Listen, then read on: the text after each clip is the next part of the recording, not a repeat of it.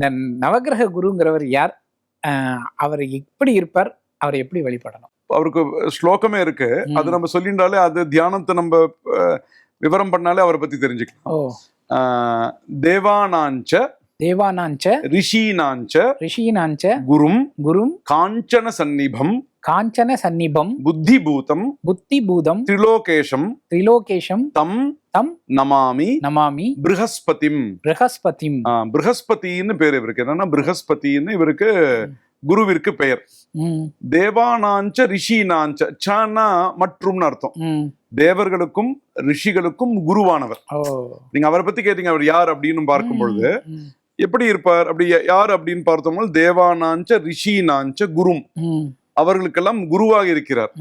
காஞ்சன சந்நிபம் எப்படி இருக்கிறார்? அவருடைய நிறம் எப்படி இருக்கும்னா, காஞ்சனம்னா தங்கம், தங்கம் போன்ற நிறத்தை உடையவர். காஞ்சன சந்நிபம் புத்திபூதம் திரிலோகேஷம், புத்தி சக்தியை கொடுக்கக்கூடியவர். ஏன்னா நமக்கு புத்தி சரியா இருக்கும்னா புதனுடைய தன்மைகள் ஒரு தன்மையா இருக்கும், சந்திரனுடைய தன்மை இருக்கும்.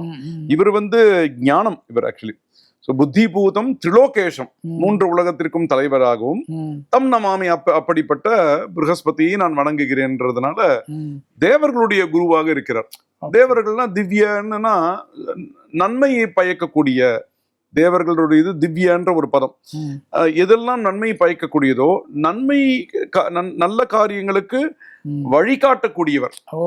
அப்ப குருவுடைய பலம் இருக்கும்போது நமக்கு என்ன ஆகுதுன்னா நல்வழிப்படுத்தப்படும்.